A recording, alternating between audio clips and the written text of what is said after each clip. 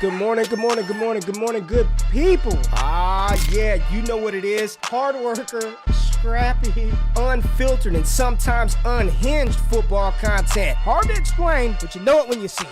Doing it daily our way.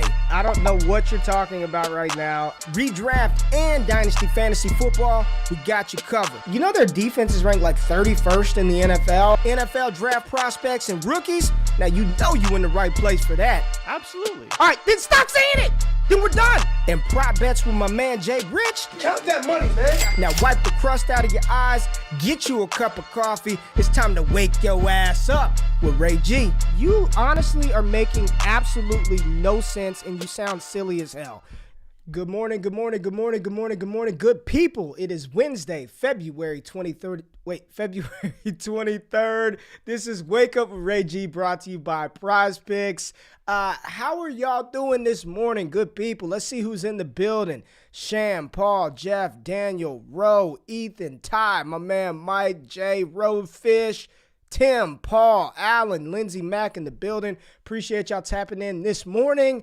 It's a cold one here in Texas. It is 20-something degrees. Yesterday was 70-something. It's 26 degrees outside. It's freezing fucking cold, but we're going to have a good show today. It's Q&A Wednesday where we get to engage with everybody that taps into the show. We know we love you. You know we appreciate you, so we got a bunch of questions that we're going to get to. But first and foremost, everybody's been asking like, yo, where do I find this? Where do I find that? All the links to everything that we do is in the description. So make sure you check out the YouTube description. Link to the newsletter. It is free $99. So if you can't wake up, you're lazy, you're tired, you had a long night, drank too much, and you can't wake up with us in the morning, make sure you tap into the newsletter that drops every Friday. And then you can get like a full recap of everything that we're doing on the YouTube channel, behind the curtain, behind closed doors. You get to see a little bit of everything. And I'm telling y'all, for free $99, sign up for the shit. It's dope. Good to keep you up to date with everything. New podcast feed. So if you're like, I'd rather listen to this while I'm driving into work, got to go subscribe to the Wake Up with Ray G podcast feed. It doesn't come out under Destination Devi. You got to go to Apple, Spotify, Stitcher, Google Play. Sign up for the Wake Up with Ray G podcast. Just subscribe to it. And if you listen to it on some like obscure podcast platform, hit up Jay and it will make sure the shit gets linked up for you, right? Also, TikTok. We are on TikTok. We are doing the dances and all the stuff that the cool kids do. So make sure you follow us on TikTok for some shorter hitting content. And then as you can see at the bottom of the screen, in the corner, at corner, this corner, Prize Picks, the exclusive fantasy gaming partner of the Wake Up with Ray G show. And we're going to dive into a little bit of some cool stuff that they have. And I want y'all to tell us if whose ticket is going to hit. So me and Jay put a couple of bets in, right? Put a couple of plays in that are going to take a year to come to fruition. But I think some of the early lines out on Prize Picks right now for some of these players that we love and enjoy in fantasy football, for fantasy football, these are some very generous lines right now. So if you want some free money, go to Prize Picks, use the promo code WAKEUP for up to 100% deposit match up to $100. Jay, how you doing this morning, baby? I'm good. I didn't want to ruin your intro, but I want to give Marlon a big shout out because Marlon in the chat, $20 super chat. Give him the sounder, baby. Give him the sounder. Where's the sounder? Today. Air horn, here we go. Super chat. Yeah, 20. Marlon didn't even give us a question. He just wanted to show his appreciation for the show. We appreciate you, Marlon. So I wanted to show you up for that while you were doing your intro. That's mad love, man. That's mad love. Woo, look at that. You are getting paid this week, Jay. You're up to $24.99. You are balling this week. You could buy yourself a nice meal, take the wifey. Speaking of, we did not touch on the glory that you hit on last week. So everybody that doesn't know, Jay and I, we are into the Top Shot, the NFL all day, pulling the moments. So I opened up my pack from the NFL. What was it? The all day. What was it? What drop was it? It was just one of the bigger drops. It was a rare drop. It was a rare drop. So you were guaranteed a rare moment in this pack. So I opened up mine and it's all right? Like I got some decent players. This dude opens up a pack and gets a rare number one of what, 800? One of 899? I think 800, yeah. One of 800. One of 800, yeah. Terry McLaurin. And This dude is rolling in the dough. He's gonna make $100,000 No, I'm not. off Not of yet. this. Off of this I don't know. pool. We don't know how much it's worth. Great. We don't know. We don't know how much it's worth. It's worth over 25,000. We know that. And you pulled a rare like that is probably. What were your percentage odds of pulling that rare 1-of-1 McLaurin? And that's his only moment, right? That's his only moment. Yeah. His debut. It's a launch code, which is like a special type of moment. Number 1 badge, everything on it. Go check it out. It'll probably be up for sale today or tomorrow. JRich hit that joint, man. So congratulations. It was really cool. When we saw it pop open and it was like number 1, I was like, oh, man, it would be this guy that fucking hits the 1-of-1 rare moment. But speaking of prize picks, so I want y'all to, me and Jay put in 2 single unit bets for some of these futures with the NFL. And y'all let us know. So this was my ticket, right? This is the one that I put in. Let's scoot it up a little bit. So looking at the futures, and we're going over-under, right? Over-under for these 5 players, right? Trevor Lawrence, 39.50.5. Javonte Williams, 1,100.5. Jamar Chase, over 1,300.5. JT, 14.5. And Justin Herbert, 47.50.5. So these are the over-unders for next football season. And my thought process is this. T-Law went over 4,000 this year, and the offensive situation was terrible. You bring in Doug Peterson, who's shown an ability to win with Nick Foles, made Carson Wentz look like an MVP candidate. The offensive weapons can only get a little bit better. If they invest in that offensive line, whether it's Evan Neal, Ekwonu, they protect Trevor Lawrence a little bit more. Second year should be that if T-Law is going to do it, it's going to happen in the second season. So I feel good about him throwing for over 4,000 yards. Javonte Williams, last year, sharing a backfield with Melvin Gordon. I think they had identical carry totals. They were roughly around, I think Javonte had 203. Gordon might have had like 218. They both had over 900 rushing yards. And it's already being reported that Javonte Williams, regardless if Melvin Gordon is back or not, is going to be the lead back. Second year in that offense. My opinion, this is a lock. And nothing is a lock. First of all, nothing is a lock. When you're doing nothing is a lock. He's got a very good opportunity to surpass 1,100 rushing yards on the season when he damn near hit that as a rookie with the 50% carry share. So just bump that up to 65%, right? He's getting 65% of the work. 1,100 should be doable for Javonte Williams. Surprisingly, the one that I was the one that I was kind of nervous about was Jamar Chase at 1,300. We saw him go over 1,500 this year. Now, that included some massive blow-up games, Jay, but with him improving with Joe Burrow, them improving that offensive line, I think 1,300 is right. I think that's a good line, but I'm taking the over on Jamar Chase, 1,300. JT, honestly, in my opinion, this is a health bet. I don't care who the quarterback is. The amount of times he's going to touch the ball should be able to hit 1,400. And then Justin Herbert over 5,000 yards passing last year. Mike Williams is probably gone. Maybe they draft a rookie wide receiver, but 47.50 for Justin Herbert, I thought was quite doable, quite doable. What do you think about my ticket, Jay? So I liked a lot of what you said. Obviously, there's a couple that we have the same. My biggest fear is Trevor Lawrence. And I know, we kind of went over this past offseason with Tua, right? You thought Tua would go over 37.50, go over 4,000. Yeah. Ultimately, it's more of a health bet. And people need to understand, it's still February. These guys can still get hurt, and these tickets will be dead in May, in April. So that's why you get some softer lines here. But with Trevor Lawrence, my issue so much isn't really him. It's the inefficiencies. He was still over 600 pass attempts this season. He still threw the ball the 7th most times in all of football, and he barely hit 4,000 yards. I think he was at 4,100, right? So he could do it, but if the offense is more efficient and they're better at running the ball, then maybe he doesn't quite get there. That's, again, I'm just playing a little bit devil's advocate. He should definitely go over with the talent, ability, better offense. He should definitely go over. But knowing that he threw the ball the 7th most times in football, I'm kind of maybe. Well, they're going to be bad. If you want to throwing the ball, they're going to be throwing the ball a lot. They're going to be bad. They're going to be throwing the ball a lot, playing from behind, better offense. That's sort of what I'm betting on Trevor Lawrence. So let's take a look at your bets, right? You got Stafford over 4,700. You got the same JT bet. You got King Henry at 1,450. So you think King Henry is going to go over that? You got Cooper Kupp over 1,450 as well, receiving. So if I guess your assumption here is if you believe in Matt Stafford going over that total, then Cooper Kupp is going to hit his number as well. Exactly. And then you also got the Jamar Chase over 1,300. I mean, we got two of the same guys, JT and Jamar Chase. I don't hate Matt Stafford, but I'm wondering where all the passing yards are going to come from. No OBJ. Robert Woods should be back. I'm not sure, but he should be back, right? Tight end, we don't know what's going on with Higbee. I think he's under contract for another season. I like Cooper Kupp. I don't know if I love Matt Stafford. That's the one in your ticket that is it's a little nervous. It makes me a little nervous. He should. What did he have this year? He had 4880. So again, he did go over this year, and we got to remember that OBJ was only there for part of the season, and Robert Woods obviously being hurt, and OBJ wasn't that good during the regular season, right? It was really in the playoffs when he turned on. Cooper Kupp, to me, it's like you're getting a 500-yard discount, and he'll probably still be the top target, maybe even targeted just as much as he was this year. I think that's an easy number. But there was someone asking about Chase, and he thinks that's the trap play. I need to remind you that Justin Jefferson in his rookie year had 125 targets for 1,400 yards.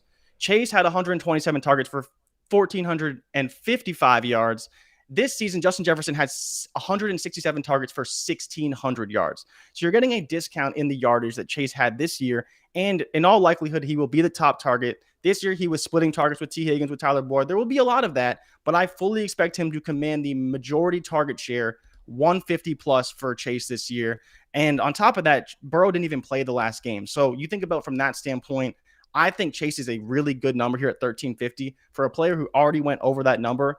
I expect him to take more targets, more yards, probably not more touchdowns. But again, you look at Justin Jefferson as the comp, a player who he did better than this season, a guy who also got an extra 40 targets the following season. It seems like the people kind of like the T-Law bet over the Stafford bet, man. I just think 3,950 is such a low bar for such a talented quarterback. For me, again, you're right. Making these bets this far in advance, there's a lot that can happen. But the only thing that's probably going to happen is these numbers are going to increase as we get to the draft. You know, let's say the Jaguars draft an offensive lineman in round 1, and then they turn around and get a David Bell in round 2 or a wide receiver, right? Trevor Lawrence line, you're going to see it rise, 4,100, 4,200. The Stafford one is a little concerning to me. I also was kind of like, is Chase the trap play this year? But, I mean, shit, man. 1,300 should be within his wheelhouse. And then Derrick Henry over 14.5. That one, I know he had almost 1,000 yards in like 9 games this year. But again, with the running backs, in my opinion, it's like health bet, right? That's why when I was making these, I was thinking about who's touching the ball the most, who's got the opportunity to stay on the field the longest. And, you know, we'll see how these play out, and we'll track these bets throughout the year. We'll see the line adjustments where the juice is being laid. And this is the cool thing about PrizePicks, man. They got this stuff out right now to where if you like some of these lines, you don't have to put in a YOLO 5-legger, right? You can just take 2 guys, you know, throw a unit on there, throw half a unit on there. But make sure when you do that, use the promo code WAKEUP so you can get up matched up to 100% with $100. So go ahead and throw 100 in, and let's play some future bets together. But Jay, Q&A type stuff, man. Q&A type stuff. What do we got today? And real quick, man, I just want to give a shout out to my man Matt Bruning in the building. Yeah, man, yes, good sir. to see you, Bruning. Hope everything is going well with the family, man. Prayers from us to you, man. You know we love you, man. So just want to say, glad to see you back in the building. Glad to see you back on your feet, big dog. And we're thinking about you, man. Go shout out to Campus to Canton, man. Shout out to Matt Bruning and everything that they're doing. But let's highlight the people, man, what they want to know about today. All right, this is a great question for what we talked about yesterday in our Heisman chat. Obviously, people don't know what we talked about yesterday, but it's on the same premise. In a 1 QB, how many running backs in this 2022 class are you taking over the top wide receivers? In a single quarterback league, how many running backs? Yeah, quarterback doesn't really matter, but how many running backs are you taking over the top wide receivers in this draft? Listen, we did this last night. I don't care. I'm of the belief that you got to take these running backs before the wide receiver depth is so deep in 2022. It's so deep. And it was an interesting conversation because think about it like this, y'all. You draft a running back year 1. Running back flops year 1, does absolutely nothing year 1. The chances of that running back retaining similar to equal value from year 1 to year 2 probably pretty high. I'm thinking of players who, like Travis Etienne, did not play at all last year, hurt in the preseason. His value is still relatively high, right? Let's name another running back. The Rashad Penny years, right? Rashad Penny's rookie year didn't do much. He still had tons of value going into year 2. If a wide receiver busts and fails in year 1, the likelihood of that wide receiver retaining their value from year 1 to year 2 is drastically lower than the running back and or quarterback position. We had a 6-hour conversation in the Discord about this yesterday. So for me, in 2022, as much as I love Treylon Burks, as much as I love Drake London and Garrett Wilson, if you're just talking dynasty value, I don't think there's any way you can take any of the wide receivers, Treylon Burks included, and I have been Treylon Burks truther numero uno, head honcho for over 2 years now. I'm taking Kenneth Walker, I'm taking Breece Hall, and I'm taking Isaiah. I'm taking the positions that, if given, let's just assume draft capital, day 2 draft capital for the running back, 2nd or 3rd round, those are the players that are going to retain their value from year 1. Devonta Smith had a very good rookie season. Very good. Over 900 yards in an anemic passing offense, and somehow his dynasty value seems like it's gone down from his rookie season to his sophomore season, right? You look at the wide receivers that busted year 1. Rager. I'm not saying Jerry Jeudy busted, but maybe not all the way up to our expectations. Henry Ruggs, Laviska Shenault. From year 1 to year 2, that value didn't increase. But you look at the running, there were still people on Clyde Edwards-Helaire after his first season when he disappointed, right? J.K. Dobbins, Cam Akers. Like, the running back position retains its value so much more than a wide receiver. If Burks somehow fails and doesn't do well in year 1, or Garrett Wilson doesn't perform to expectations, I guarantee you the running backs and the quarterbacks, if given draft capital, they're going to retain their value at a higher degree than the wide receivers. There's just so many of them, man. There's so many of them. I'd rather start my rookie draft off with Breece Hall and then double back in the 2nd round and be able to grab an Olave in the middle of the 2nd round. Maybe be able to grab a player like Christian Watson at the back of the 2nd, Jalen Tolbert at the top of the 3rd. Whereas at the running backs, you're not getting that type of talent in round 3, round 4. So for me, I am wide receiver truther numero uno. I'm taking the running backs before I'm taking any of the wide receivers, man. All right, I want to get through a quick one from the chat because he was asking about your top 5 running backs. I think we all know who your top 4 running backs are, but who is your RB5 right now? Oh, man. Who is my RB5? Okay, let me pull up the database real quick. Let me pull up the database because I want to give people the accurate shit. I think I know who it is. 1, 2, 3, 4. Rashad White, Arizona State. Arizona State. Really? Okay. And RB6 is Zonovan Knight. Bam Knight out of North Carolina State. I think he's going to be a big riser after the combine next week. So Rashad White, Arizona State, RB5 right now for me. Okay, now back to another running back, Kenneth Walker. If he is a good receiving back, and we just don't know because of his usage, is he the number 1 to you guys? And if not, why not? If we could see it, that he's a good receiving back, comparable to Spiller and Hall. Okay. Well, what are your thoughts on Kenneth Walker? Because I'm about to tell the people the truth. I'm about to go into my model. I got a model now. I'm going to go into my model. Your model. I'm going to tell you what I have him graded out as in the receiving category, and then I'm going to switch it and see where that puts him, right? So right now, Kenneth Walker in receiving versatility, and the player that I model that after inside my thing is Christian McCaffrey. When I'm thinking about receiving versatility, that ability for running backs to be used as a pass-catching weapon, line up in the slot, line up outside, get creative with the routes, a lot of option routes, choice routes, combination routes with the 3 wide receiver and trip sets. Christian McCaffrey is the best at doing that. I gave Kenneth Walker a 4 in that category, and the scoring outline for a 4 is average college level. So he's fine from a collegiate level, and I rank those from 4 to 10. So let's just say I give Kenneth Walker How high could you really go? That feels higher than I expected, honestly. I'm just going to say 6.5 in that category, right? So I gave him a 6.5 in that category for receiving versatility. That would put him at RB3, but he's still behind Breece Hall and Isaiah Spiller. So it would move him up ahead of Kyren Williams, who I have graded out as 3, and that put him as RB. That put him over Kenneth Walker. Kyren Williams, just giving him 2.5 more scoring units in that receiving versatility area. Not changing his hands, not changing any of that. If I took his hands from a 6 to a 7, because I think he has fine hands, we just haven't seen it. That gets him a little closer to Breece Hall and Isaiah Spiller, but he's still behind those 2 running backs. Okay. All right. So we have a super chat question from Scoot. Super chat. Yes. Go, man. Just go, man. Should he trade the 103 for Mark Andrews? Where are you at with Mark Andrews? Is he a buy or is he a sell? Let's kind of turn this into a 2-parter. 103 for Mark Andrews, and is he a buy or is he a sell? He said it's a 1 QB league. So you're saying essentially Kenneth Walker for Mark Andrews. Top 3 running back. Kenneth Walker for Mark Andrews.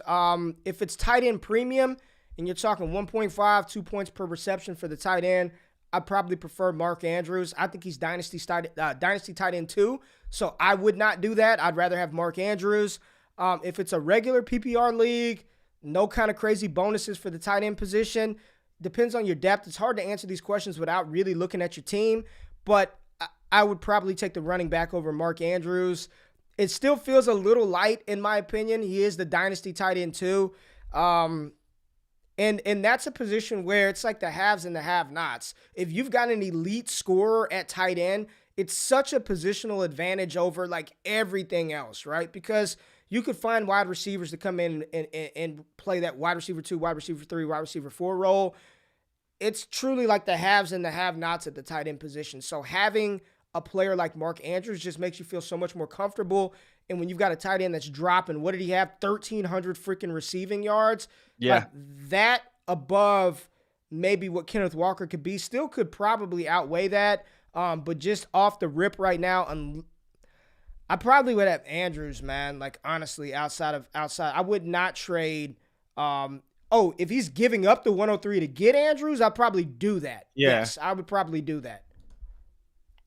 Okay, so in a vacuum, what's the highest you would take a non-first round QB in Superflex? And I just want to, I didn't read the question. Yes, if I'm getting Andrews for 103, yes, give me Andrews. You take my 103. Sorry, what'd you say, Jay?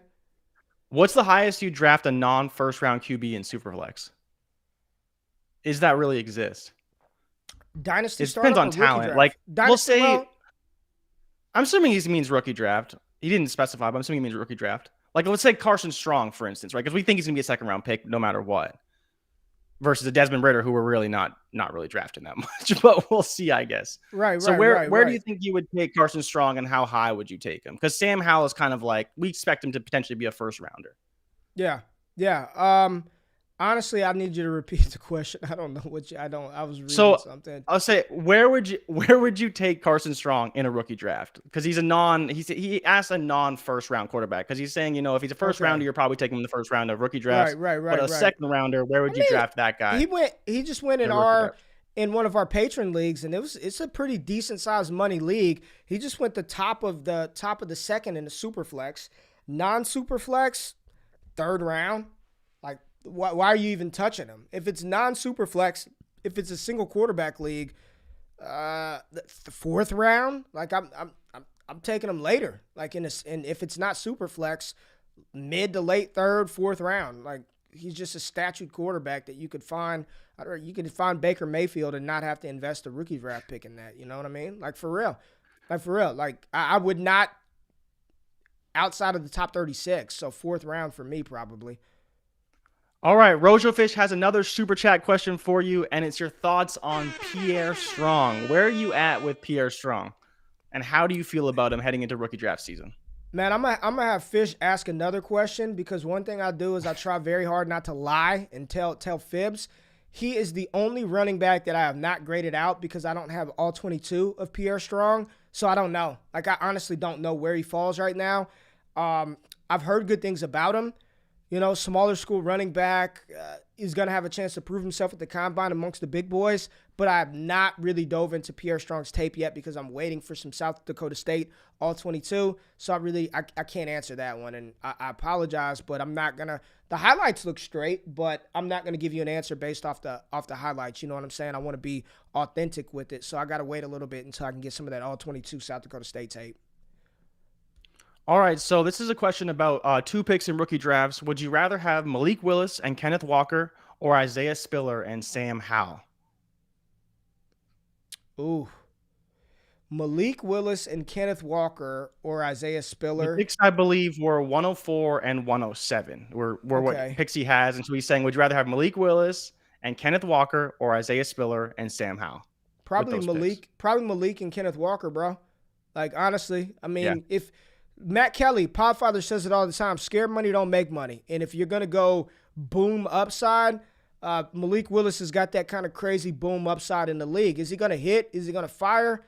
None of us know, right? But he's going to be a first-round pick, potential to be a high first-round pick. Kenneth Walker, again, I keep saying it. As much as we talk about Isaiah Spiller and Breece Hall, it wouldn't shock me one bit if come April 28th or April 29th, day 2 of the NFL draft, the first running back we hear called is Kenneth Walker. Not Breece Hall, not Isaiah Spiller, not Rachaad White, not Kenneth Walker. Running back 1 off the board in the NFL draft. The NFL looks at Kenneth Walker and says, that's the guy I want. So I'm still very much in on Kenneth Walker. I don't really I'm seeing a lot of just buzz and I don't want to say hate, but just unnecessary movement down of Kenneth Walker. So if I'm playing to win the damn game, give me K9 and give me Malik Willis, and then we'll make something shake, baby. Now we have Jeff in the comments with another super chat question. Can Justin Fields be a top 5 quarterback with a new OC in Chicago? Where are you at with Justin Fields? Okay. I actually think I'm higher on Justin Fields than you are. No. Bullshit. Don't lie to the people. Don't you do that. Because you have been Justin Fields hater. You have been Justin Fields hater numero uno. We're not doing this again. You're right. We're not doing this again. You have personified me as a Justin Fields hater. And I've told you for months that I think he's the quarterback I want from this draft class who can take his game to the next level in the NFL. It was just early on with those passing props, I was taking the unders. And if you recall, I was hitting them at a pretty good clip. So I'm not Justin Fields hater. I like his long-term prospects, but last year he was bad. He was real bad. I think here's the thing that I think. I think a lot of Dynasty gamers, and we got a lot of new Dynasty gamers, right? Everybody's looking at who can be top 5. Like, honestly, y'all, I don't think anybody's cracking the top 5 for a long time. These are your locked and loaded top 5 Dynasty quarterbacks for the foreseeable future. Joe Burrow, Justin Herbert, Josh Allen, Patrick Mahomes, and then revolving door of Lamar Jackson, Kyler Murray. Can he crack that? I don't know, man. I don't know. Maybe for an offseason, but not lasting, probably. Maybe. Those guys are elite, right? Can Fields become that? Maybe. But I think it's going to be very hard for any of these young quarterbacks. And it's funny because now I'm about to go off on a Ray G tangent for a minute. It's funny because everybody's telling you to fade the 2022 quarterbacks, right? Because they're not going to be able to be top 12, top 10. I got a news flash for you. Like, the next couple of years, who else is going to crack that? In 2023, I'm telling y'all right now, my QB1 is CJ Stroud, not Bryce Young. I like Bryce Young, don't love him. 2024, we have no clue. Maybe Quinn Ewers, maybe Caleb Williams, Jackson Dart, okay. But for the most part, like, the cats that are in the NFL right now that are sitting in that upper echelon of dynasty quarterbacks, they're not moving. Josh Allen ain't going nowhere. Lamar's not moving. Burrow's not moving. Herbert's not moving. T-Law, Lance, Fields have the potential to move up. Dak Prescott is still in the building. Kyler Murray is still in the build. Like, it's going to be very difficult for quarterbacks for the next 3, 4, 5 years to crack that top 10, to crack that top 8. So when you're looking at, I don't want Malik, I don't think he can be a top 10 guy. Well, shit, is Bryce Young going to be top 10? And I got a Bama helmet right there. I'm like outside of USC, I'm like an honorary Roll Tide member here. it's going to be very difficult for a lot of these quarterbacks to crack that top 5, top 10. Can Fields do it? Maybe, man. But if I had to bet on it right now, I'd take the under on that happening, man. Maybe.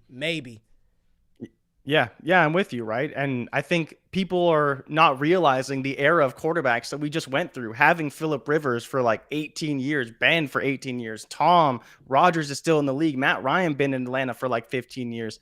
So we're kind of seeing the second coming of a new crop of a lot of really good quarterbacks that are going to be in the league for a long time and really good for a long time. So cracking that top 12 is going to be tough. Now, the next question is, would Akers for Kamara straight up make sense, or would a draft pick be needed in the deal to make that move? That makes no sense. No.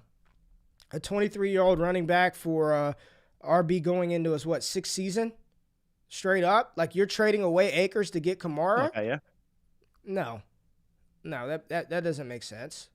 Yes, I would need. So you would need picks on the Kamara side. Like you need, if you were to give up Akers, you'd want Kamara. If I'm trading you Akers, you're going to give me Kamara plus something. I'm not trading you Akers for Kamara straight up. And I don't care how he looked at the end of the season. The dude literally did nothing from the offseason, the entire season, and they threw him out there coming off of a blown Achilles for the last week of the season and the playoff Super Bowl run. Hell no, I'm not trading him for Kamara straight up in Dynasty. No, I need something on top of that, dog. And I get it. He hadn't done anything, but he's 23 years old and he's valued. Like, his value in the community is still top 10. So, nah, I'm good. I'll hold that. All right. Do you have any worries about George Kittle with Trey Lance under center this season, or expected to be Trey Lance under center this season? I mean, probably. Come on. Yeah. I mean, George Kittle's dope, man, but he's dope. But I mean, it's hard to get bullet. Like, what tight ends are you taking? Like, who are you taking George Kittle over? You're not taking him over Andrews. You're not taking him over Kyle Pitts. Nope. For this season, you're not taking him over Travis Kelce.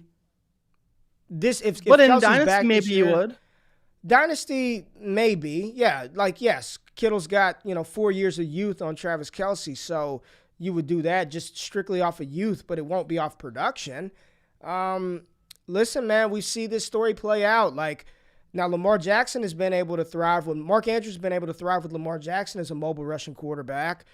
Dallas Goedert has his moments with Jalen Hurts, so I'm not going to be full-fledged panic mode on George Kittle, but I think we probably would need to temper expectations just a little bit until they find their groove and figure it out. But Kittle's still a top 5 dynasty asset at the tight end position, so is it full fade? Nah. Is it a little concern?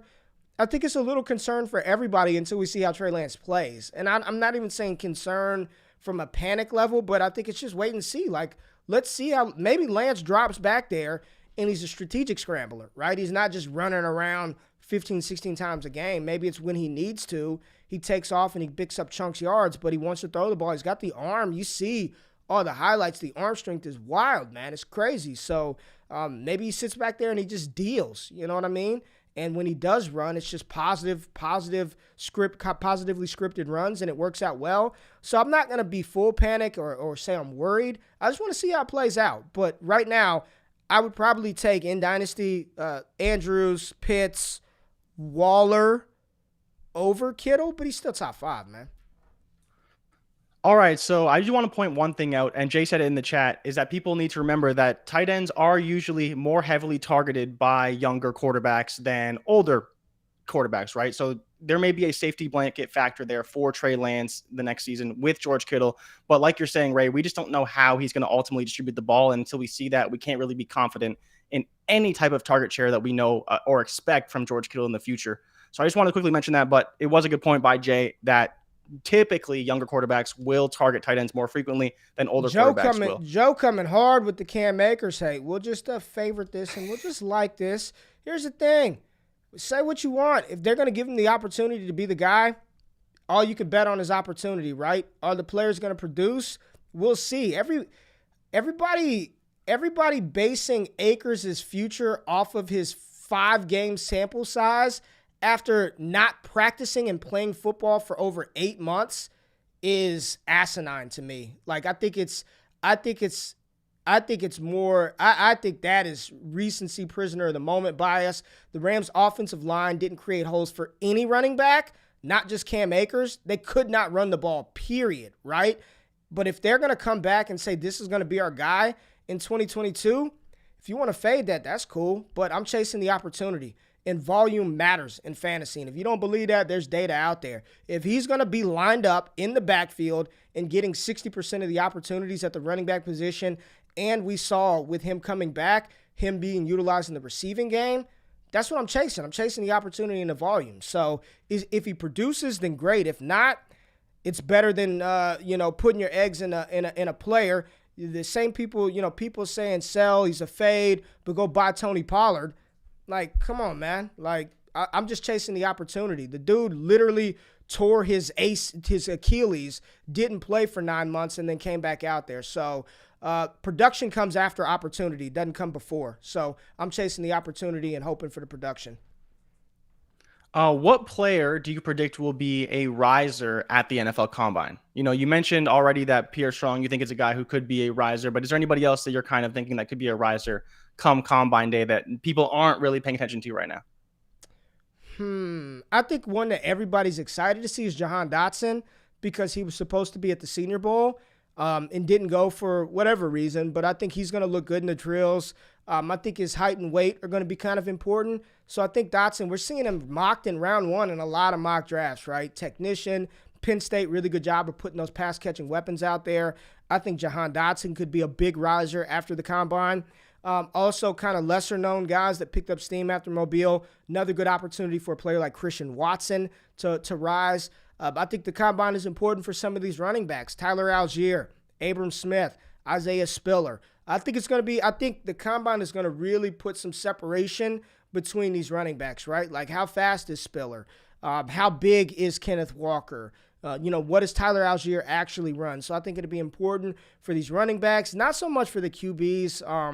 We'll kind of see the arm strength and some of their accuracy stuff in the Combine setting. But for the quarterback, a lot of that comes pro day, man. The pro days for the quarterbacks is where they really get to shine. Scripted, kind of like a play, and they get to go do their thing at the pro day. But I'm ready for Jahan Dotson. I think he could be a big riser after the Combine. And I see Jag talked about George Pickens, seeing what he weighs in at, seeing how he runs, how fluid he is in drills. We see that happen as well. So I think the wide receivers, it's going to be big for the receivers, big for the running backs. Two sleeper kind of running backs. Zonovan Knight, player that I think could, and I trust some people. The guy that he's working with for his sports performance is supposed to be like legit good. So I think Bam Knight could rise up the boards quite a bit if he performs well at the Combine. Yeah, that's all I got off the top of my head right now. Those are some players that I'll have my eye on pretty closely. A lot of those running backs after the top 3 guys, top 4 guys. Kyron Williams as well. Let's see what he tests in at. Yeah, Mike, to your question in the chat about guys not going to the Combine, I haven't looked at the whole list yet, and maybe we can touch on that next week when we kind of get into Combine stuff.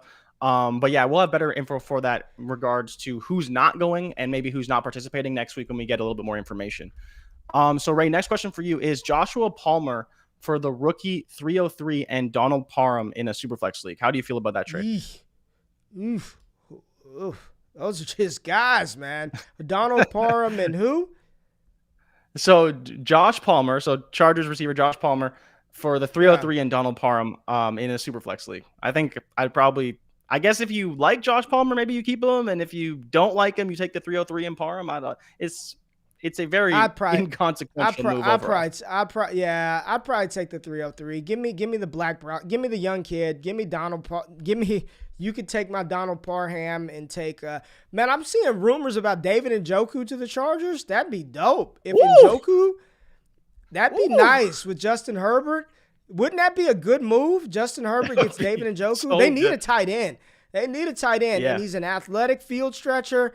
I would love that. That would relegate Donald Parham to nothing.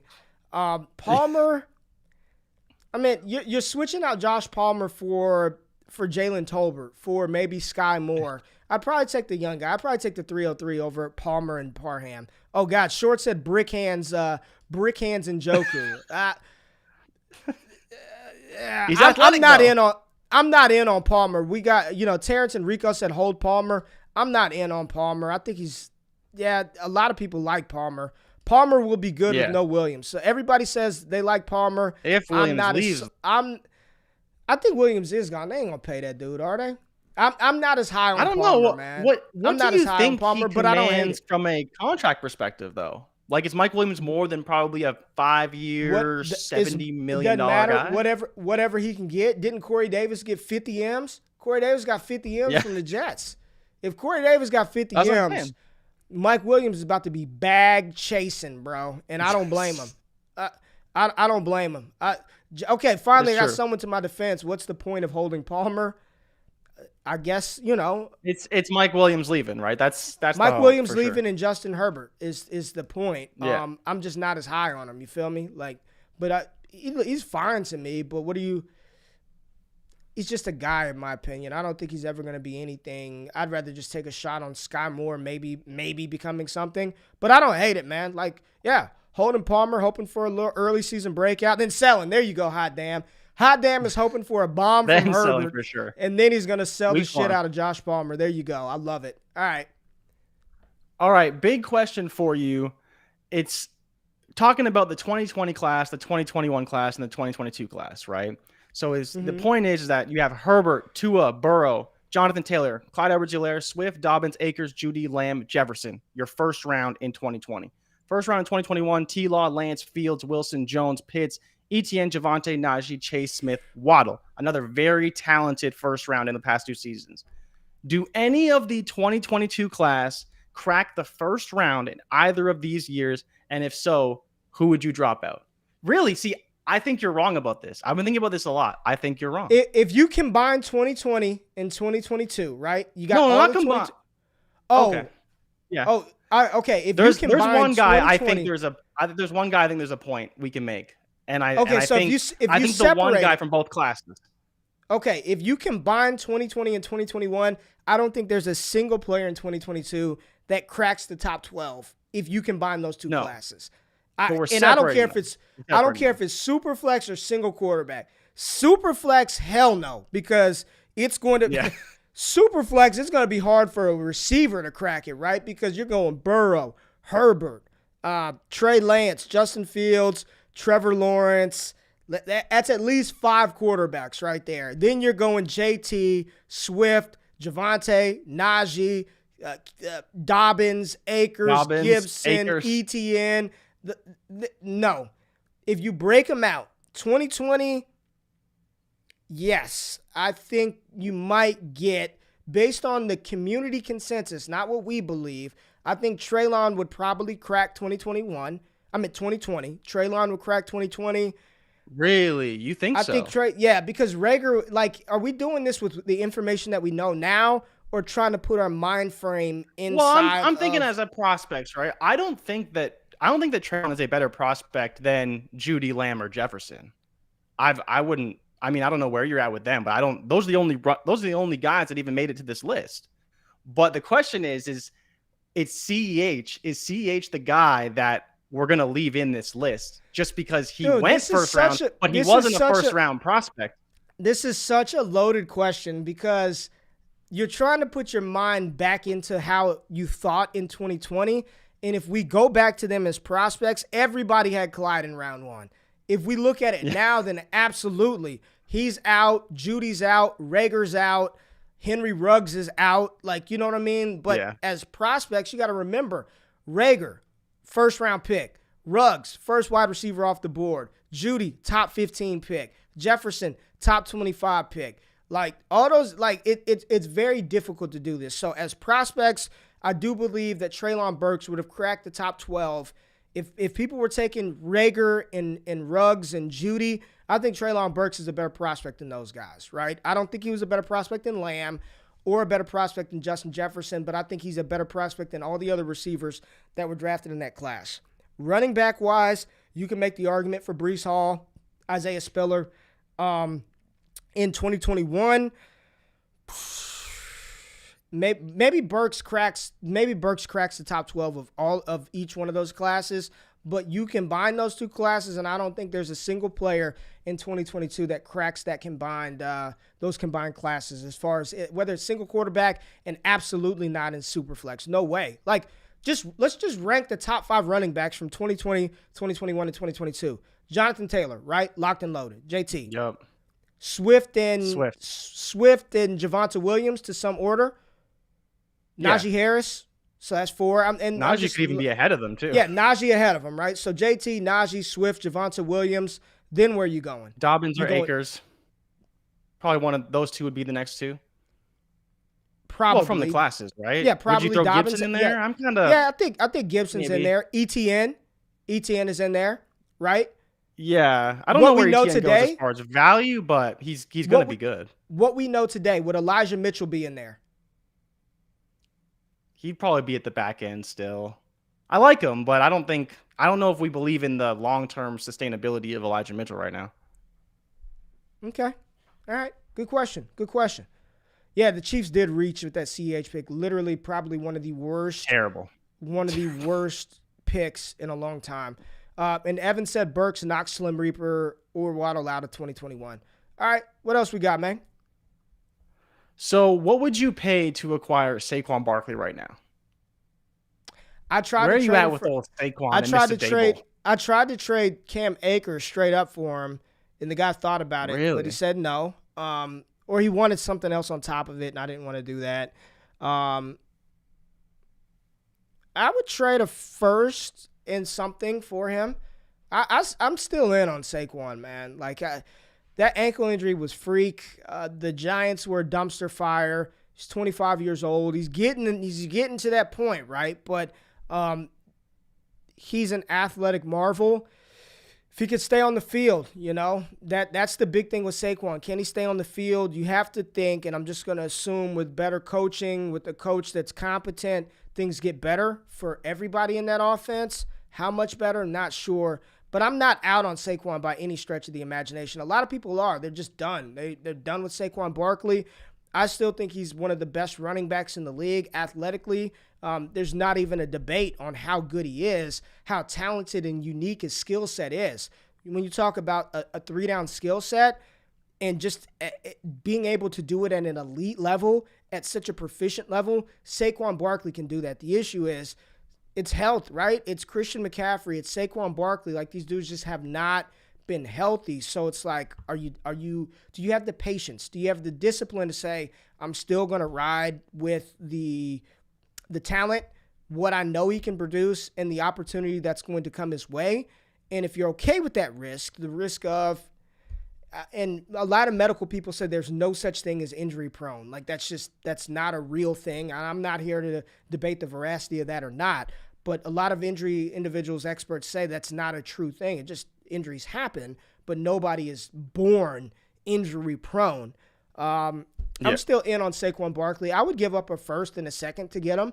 If you're telling me, Ray, you got the 107 this year, and I'm staring down the barrel of Kenneth Walker or Garrett Wilson or Drake London, and somebody wanted that pick for Saquon straight up, I'd trade it in a heartbeat. I don't know if you can get that done, but would you give up what about the 101? That's in the comments right now. Would you trade the 101 for Saquon Barkley? Ooh.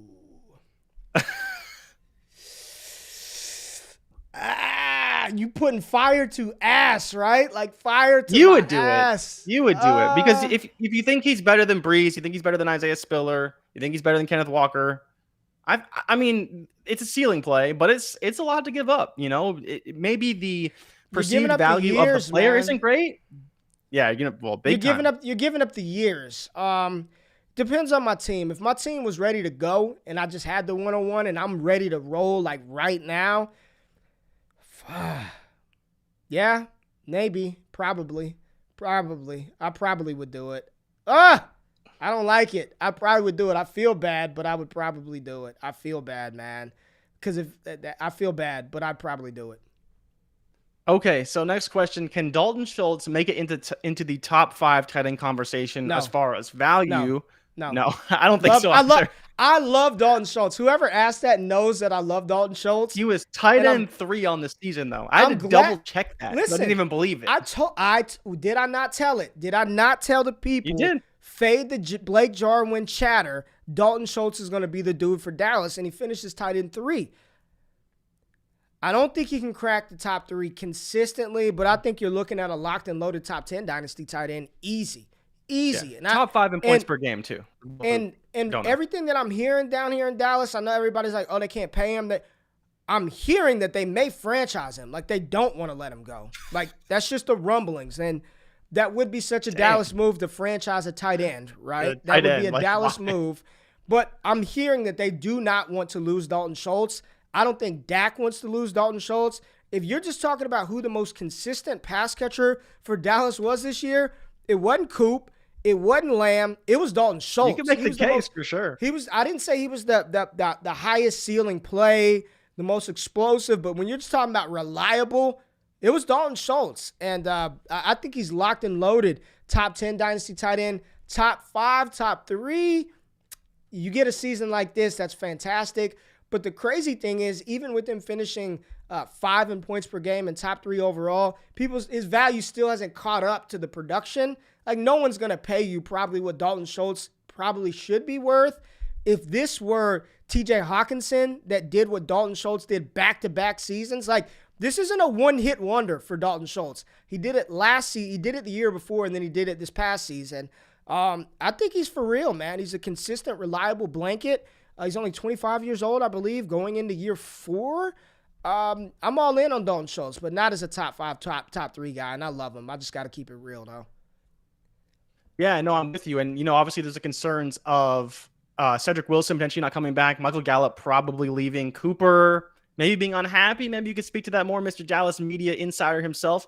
But we'll see. We know CeeDee Lamb's going to be there, and so he's going to get a ton of targets. So that, as far as I'm concerned, I'm happy with.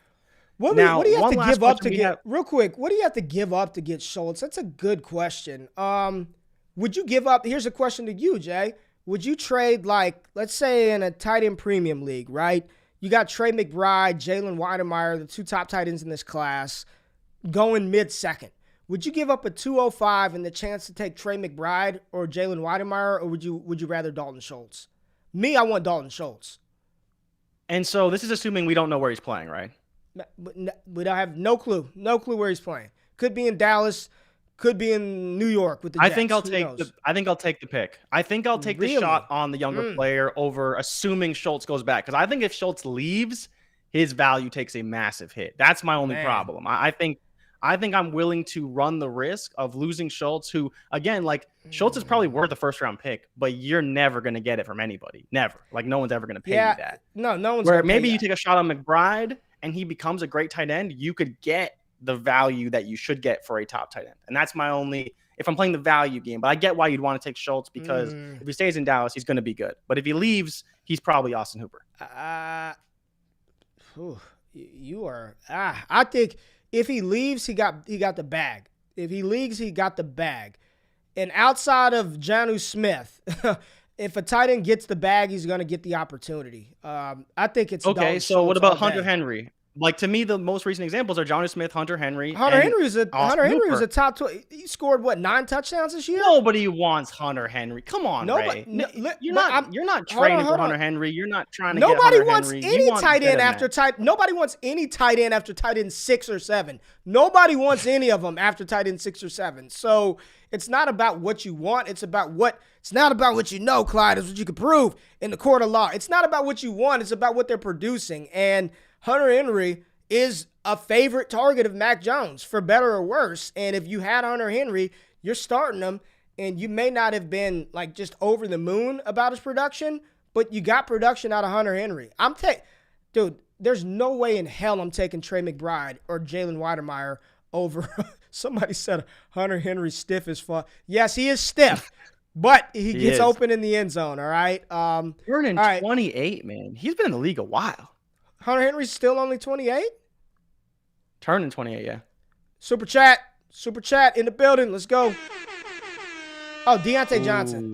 Deontay Johnson, yeah. Deontay Johnson. It's not close. Yeah, easy. Deontay Johnson. I love Deontay Johnson. Appreciate the 2, Alex. Deontay Johnson. Deontay Johnson's still over DJ Moore, just in case people forgot. Oh boy. All right. You said there was another question. What's up? Yes. Somebody caught the law-abiding citizen reference. Thank you, Rico. That's my guy. Yes, sir. Let's do it. What we got? Value for Nick Chubb right now as far as draft picks. Where are you at with Nick Chubb? Are you buying? Are you selling? If you are selling, what are you selling him for? Talked about this on the TikTok. Make sure you go to Destination Davy TikTok. If you're trading for Nick Chubb, you are a 100% win now team. If you're trading for Nick Chubb, you are a win now team. And I wouldn't mind, like, you're, and I mean, not like I'm kind of win now, like you are locked and loaded. I've got the roster to compete. I got the roster to win it this year. I wouldn't mind I'd give up a first for him if I'm win now. If you're middle of the road trying to rebuild, get him off your roster. Like, love Nick Chubb. Probably going to be top 5 in the NFL in rushing this year. We thought about his over-under props on Prize Picks. I think it's 1,300. I think he's like 1,300. Yeah. So he's going to smash again. Very low for a guy who could be, the thing for him is, again, it's health. He could lead the league in rushing. But if you're not a win-now team, you need to be getting off Dalvin Cook, Zeke. You may have missed that window. Nick Chubb, Derrick Henry, Eckler, maybe a little bit. But if you're a team that's like not win now and you're kind of in the rebuild mode, you're in no man's land, you need to be getting off of Nick Chubb. So if I'm win now, I don't mind paying a first for him. Outside of that, he's got to go, putting him on a first-class ticket to a different roster. Yeah, so that's it as far as our questions from yesterday. If anyone has any more questions, I see one here. Value of 49ers pass-catching weapons next year with Trey Lance. It's hard to say, right? We don't know who's going to be the guy. Wait and see, because, he did well when he played. That game versus the Texans, versus the Cardinals was his first game. Just wait and see. Let's wait and see on the 49ers pass catchers. I don't want to proclaim doom and gloom, and then he goes out there and it's bombs over Baghdad to Brandon Ayuk and Deebo Samuel and George Kittle. And then I also don't want to tell you it's going to be that, and it's run, out route to Juwan Jennings. Juwan Jennings is a sneaky little buy, though, especially in best ball formats. Juwan Jennings, for the cost to just hold him on your roster, I think that's a pretty nice little cheap investment. But that's it, man. Great questions today. Great. There was some other stuff I wanted to get into about players you need to be moving off of, but maybe we can talk about that. I feel attacked, Terrence. I feel attacked. You join us every day. I appreciate you tapping in every day, but I feel attacked. I'm not a Judy truther, but I was like, I know. Hey, I think you were Judy's talking a lot of shit about Judy yesterday. I was hyping him up being the guy. It's got to happen this year. The players has got to happen for this year, or it's a wrap. Jerry Jeudy, Brandon Ayuk, Laviska Shenault. Like, it needs to happen this year. It needs to happen this year, or it's over.